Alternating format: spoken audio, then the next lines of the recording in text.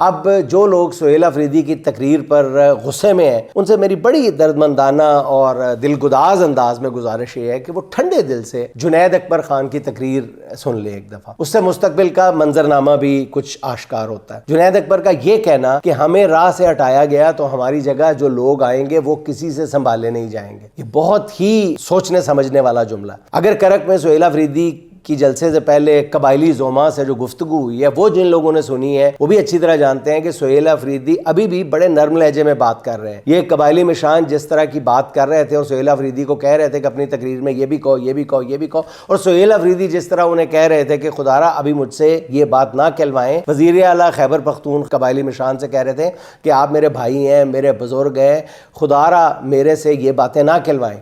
جو لوگ سہیل آفریدی کی تقریر کے کسی جملے پر ناراض ہیں تو انہیں پتہ ہونا چاہیے کہ کے پی میں عام آدمی کے جذبات اس وقت اس سے کہیں آگے ہیں، اس لیے مفاہمت کا راستہ چنا جائے، تدبر اور ہوش مندی کا راستہ چنا جائے۔ اب ذرائع یہی بتاتے ہیں کہ پس پردہ اس کے لیے کہیں پر کام بھی شروع ہو چکا ہے۔ اگر ایسا ہے، اگر یہ میری اطلاع درست ہے تو پھر میرا خیال ہے کہ یہ بہت اچھی بات ہے۔ سنا یہ ہے کہ اس مقصد کے لیے محمود خان اچکزئی نے بھی کام شروع کر دیا ہے، آگے دیکھیں کیا ہوتا ہے، اچھے کی امید رکھنی چاہیے۔